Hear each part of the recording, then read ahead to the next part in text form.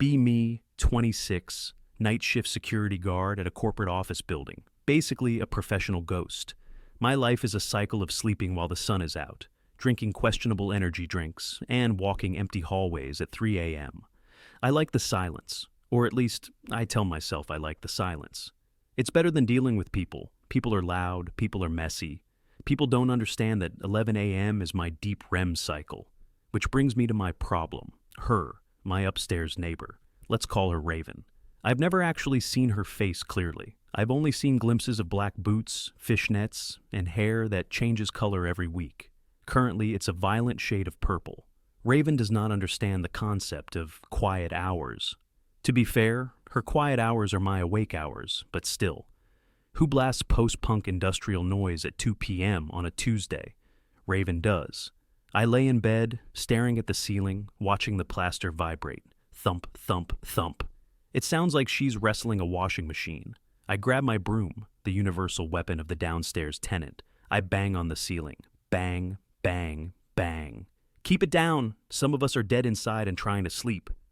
The music stops. Silence. I sigh, relief washing over me. Then, stomp, stomp, stomp. She stomps back. 3 deliberate heavy boot steps. A declaration of war. Great. I roll over and bury my head under 2 pillows. This has been our relationship for 6 months. A faceless war of noise and broom handles. I hate her. I imagine she's some unemployed art student living off her parents' money, painting weird abstract art and hating the patriarchy.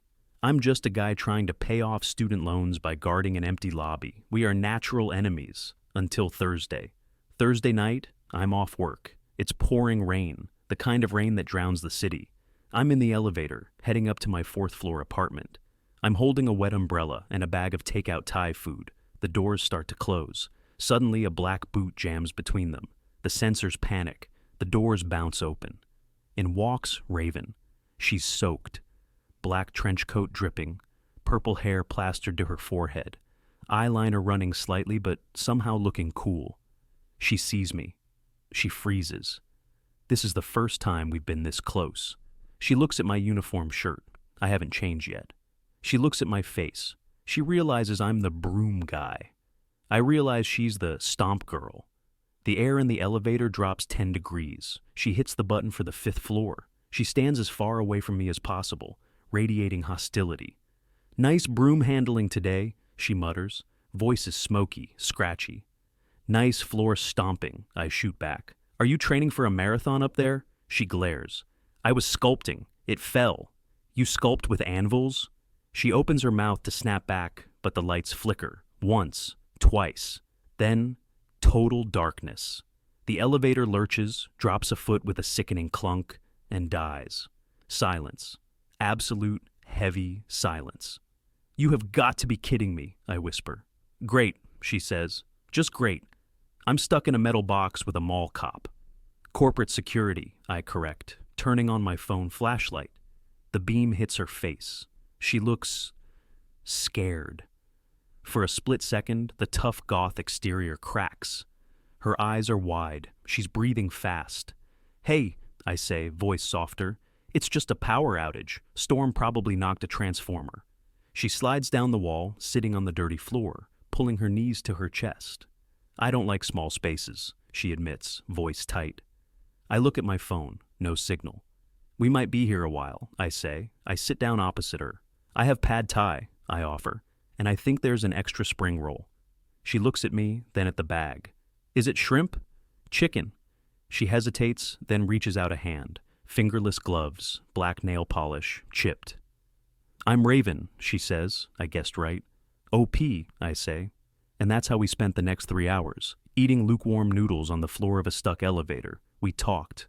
Turns out she's not an unemployed brat. She's a welder. She makes massive metal sculptures for parks and lobbies. That's what fell.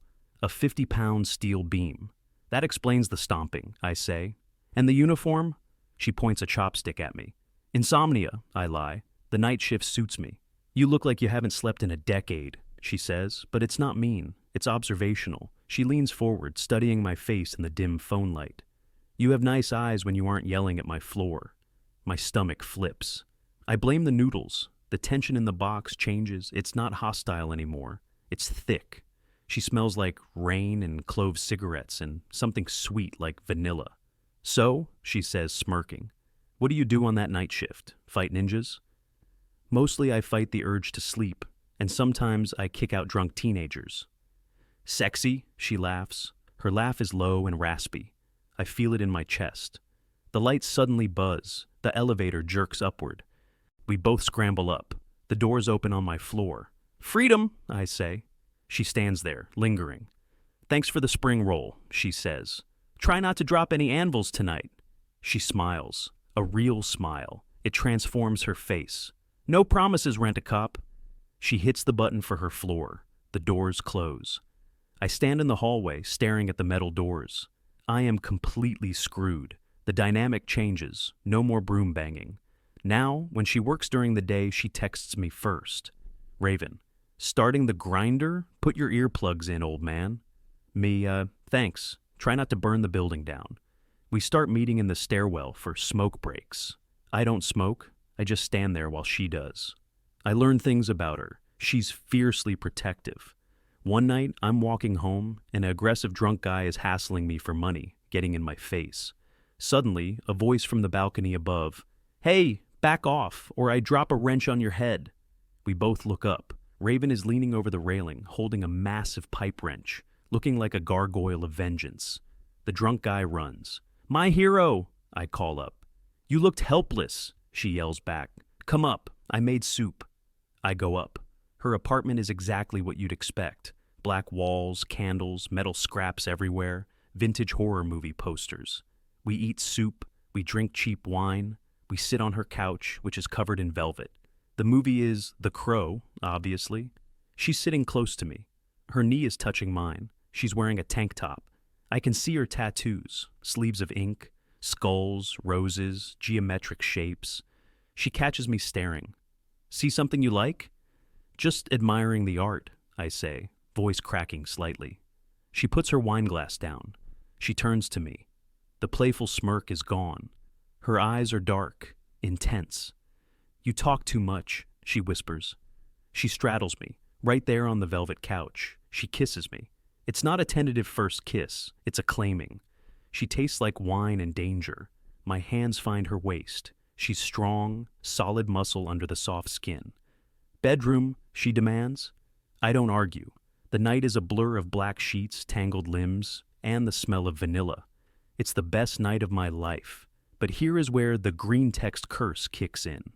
In the heat of the moment, things happen fast. Mistakes are made. Specifically, a rapper failure. We realize it immediately. Panic. Absolute cold water bucket panic. "Oh God," she says, sitting up, hair wild. That wasn't good." "I'll go to the pharmacy," I say, already pulling my pants on. "Right now. 24-hour CVS." "Go," she says. "Hurry." I run. I sprint 6 blocks. I buy the Plan B. The cashier looks at me. Sweaty, disheveled, shirt inside out. "Rough night?" he asks. "You have no idea." I sprint back. She takes it. We sit on the edge of the bed, breathing heavy. "It's 95% effective," I say, reading the box.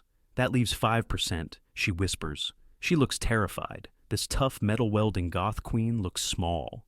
I put my arm around her. "We caught it early. It's been like 20 minutes. It'll be fine." She leans her head on my shoulder. "I can't be a mom, OP. I can barely keep a cactus alive." "You'd be a cool mom," I say stupidly. "The kid would have the best Halloween costumes." She laughs, a weak sound. "Shut up." We sleep, or try to. The next 2 weeks are hell. Plan B messes with hormones. Raven is emotional, volatile. One minute she's crying because a commercial about puppies came on. The next minute she's raging because I chewed too loudly. "Are you breathing through your mouth? Stop it," she snaps. "I have to breathe, Raven. Do it quietly." She throws a pillow at me. Then she starts crying again. "I'm sorry," she sobs. "I'm just so stressed." I hold her. I bring her chocolate. I bring her heating pads. I take extra shifts to pay for the what-if scenarios running through my head. I start doing math. Security guard salary plus welder salary equals poverty baby? Maybe I can get a day job. Maybe I can sell my kidney.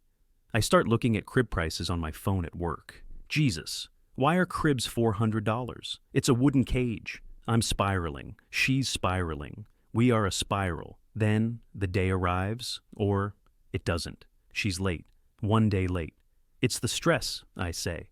Stress delays it. 2 days late. She comes downstairs to my apartment at 4 a.m. She looks like a ghost. It hasn't happened, she whispers. Okay, I say, let's take a test. I have them ready. I bought a 3-pack. She goes into the bathroom. I sit on my couch. My sad plant stares at me. We're going to be a dad, I tell the plant. The plant does not answer. Minutes feel like hours. I hear the door click open. I stand up. Raven walks out. She's holding the stick. Her face is unreadable. She walks over to me, stops right in front of me. She looks up. Her purple hair is messy. She's wearing my oversized hoodie. Well, I croak. She holds it up. 1 line, negative. Not pregnant, I ask. Not pregnant, she confirms. The relief is so physical, my knees buckle. I collapse onto the couch. She collapses on top of me. We just lay there, breathing. I think I'm gonna throw up, she says. Me too, I say. Let's never do that again, she says. Agreed, double protection, triple. Vasectomy, she mutters. Let's not get crazy. We survived the scare. Life went back to normal, but not really. Because during those 2 weeks of hell, something shifted. We weren't just neighbors hooking up anymore. We were partners in crisis. I saw her at her worst, crying, hormonal, scared. She saw me stepping up, buying the meds, holding her hair, planning for a future I didn't want yet. A week later, I'm at work. She texts me. Raven, come up when you get off. I made something. I go up. There's a new sculpture in the corner. It's small, for her. It's welded scrap metal. It looks like an elevator. And inside, 2 little jagged metal figures sitting on the floor. It's us, she says, leaning against the door frame. It's terrible, I joke. My head isn't that square. Shut up. It's abstract. She walks over, wraps her arms around my neck. So, she says, since we aren't having a baby, yeah, I have extra money this month, no diapers to buy. And I bought us tickets to that industrial noise festival you hate. I groan. The one where they scream into microphones for 6 hours? That's the one. She kisses me. You're going, and you're going to wear the boots I bought you. I look at her. Violent purple hair. Sharp eyeliner. The woman who almost ruined my life and then saved it. Fine, I say, but I'm bringing earplugs. Deal.